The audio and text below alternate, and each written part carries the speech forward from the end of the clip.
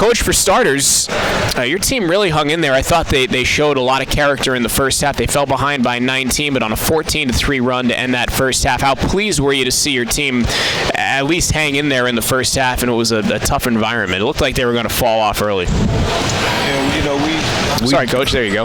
We did, you know, we hung in there, and you know, I was proud of our guys. The only thing I talked to them about earlier today and then before the game was we just got to withstand the run that they put on us, because they're going to make one. You know, they lost a game last weekend to Gonzaga, and you know, they were probably a little disappointed, but you know, I felt like once we took that hit and the game settled down, we, like you said, we went into halftime, we were down 8, but you know, I felt good about the way we played, because we competed and we played harder. Even when we won the Pepperdine game, I didn't feel like at times, even though we won and I'm gonna take the win, I felt it didn't feel good. Tonight, I'm walking away and feeling like we can take something from this, you know, going down the stretch.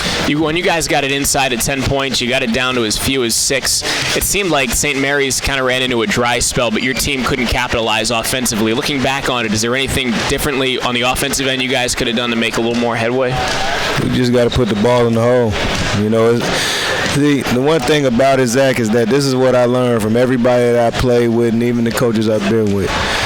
There has to come a time where, you know, a guy just has to get a bucket. You know, it's just It doesn't matter. Like, we had our opportunities. You know, we had good shots. We just didn't make them. You know, it's you know, that's really the game. You know, some games you make shots, some games you don't. And when we had our opportunities, we weren't able to capitalize. But yet and still, I'm still proud of our team, because I feel like we played a good game. We played to the end, and everybody fought that stepped on the floor. It's funny you say that about putting the ball in the hole, because from my perspective, that's exactly what St. Mary's does well, and it seems simple to say that, but I mean, they're not doing anything complicated, but it's, you know, it's amazing how every year after year, they have guys that just know how to score the basketball. What's your perspective and your take on St. Mary's? You know, St. Mary's, if to me, because I'm a big boxing fan, they're a counterpuncher.